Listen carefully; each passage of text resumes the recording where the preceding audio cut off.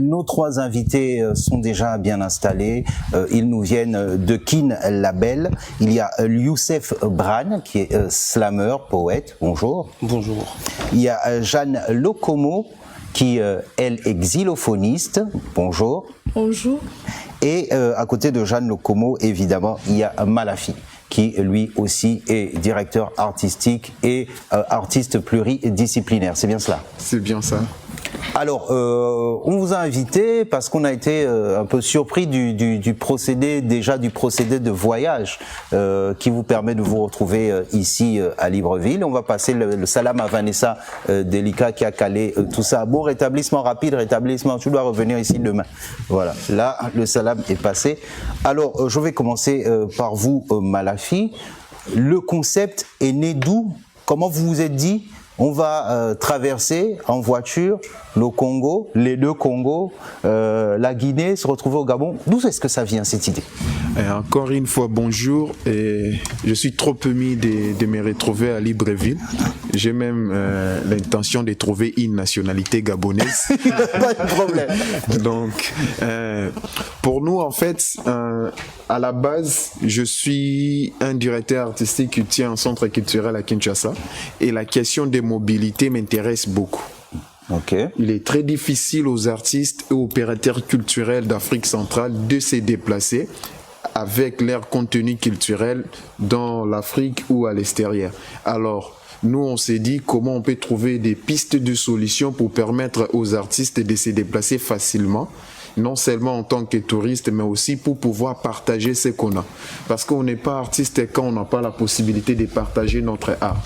Et du coup, il y a une structure à Pointe-Noire, le Centre culturel Yaro, qui a initié la route de l'artiste en Afrique centrale. Oui, la RAC. La RAC. C'est une bourse qui permet aux artistes de prendre la route et d'aller prester dans de différentes villes africaines, mais sans pourtant prendre l'avion.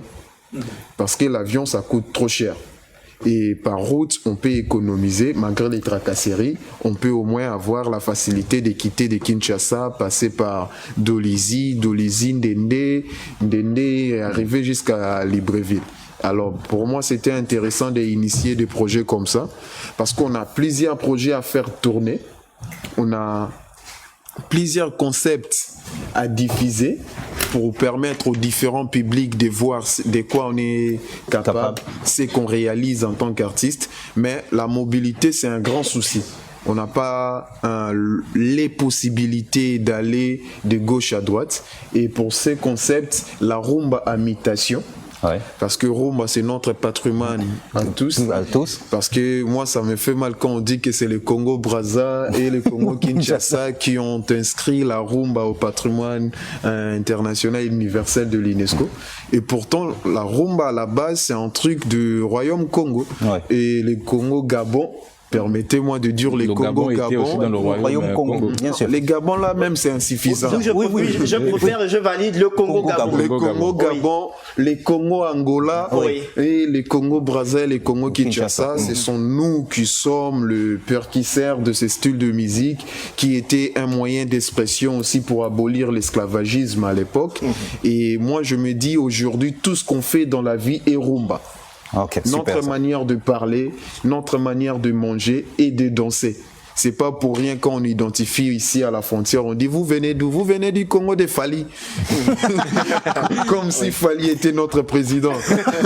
Donc, c'est cette musique-là qui nous permet comme un cordon pour vivre ensemble. Et nous, en tant qu'artistes slammer, en tant que dramaturge, en tant que metteur en scène, en tant que xylophoniste, on questionne comment cette musique est en mutation dans de différents styles de musique, dans de différents modes de vie et comment on peut l'exprimer autrement. Comment on peut aborder la littérarité de la rumba dans la poésie et dans tout ce qu'on fait. C'est pourquoi on a mis ces concepts, la rumba mutation, dont pour cette première édition, on vous présente un slammer et un xylophoniste pour s'exprimer. Mais après, il y a aussi un DJ qui fait un spectacle rumba mutation. Comment la rumba qui est souvent jouée en live peut être mixée derrière une machine et comment on peut aborder d'autres thématiques autour de la rumba. C'est un peu la raison pour laquelle nous nous retrouvons dans cette belle ville que nous allons jamais quitter. C'est tout ce qu'on vous Je souhaite. te rappelle que c'est un slameur et les slameurs, quand ils commencent à parler, on prend plaisir à écouter. Il peut parler pendant plusieurs heures. Oui, Dédio. Oui, c'est assez exceptionnel parce que vous savez, comme il a dit, d'où j'ai validé le Congo-Gabon parce que on a beaucoup de similitudes entre tous ces peuples-là et on a en commun la musique. On aime tous la musique, on aime tous danser. En fait, on aime tous faire la fête. Et on mange tous les saka, les pondous. Bien évidemment. Exactement. Ça, c'est Les clair. pounous, non? Ou les pondous, oui, DJ. C'est bien, c'est bien. Après, on se voit. Et les saka-saka. Rendez-vous confirmé. Mais depuis que vous êtes au Gabon, vous avez rencontré d'autres artistes gabonais. Comment est-ce que vous les trouvez, ces artistes? En fait, je pense que le peuple gabonais en général, c'est un artiste. Parce qu'on a passé plusieurs villes et on a trouvé des tracasseries par d'autres frères. Mais arrivant au Gabon, on était vraiment apaisés.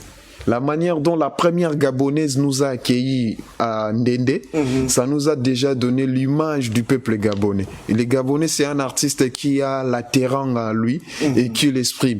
Et après, avant d'arriver, déjà, on était en contact. Moi, je suis de près toutes les actualités culturelles qui se font ici. À un moment, on avait un festival dont j'étais le directeur artistique derrière Lexis Légal, le festival RDC, où on envoyait un artiste au Gabao hip-hop. Ouais. Donc, on est déjà connecté depuis très longtemps et je pense que le peuple gabonais, c'est vraiment les Bas-Congo là qu'on dit du royaume Congo qui ont gardé la manière d'accueillir les gens. Il faudrait même trouver la nationalité une gabonaise pour me marier.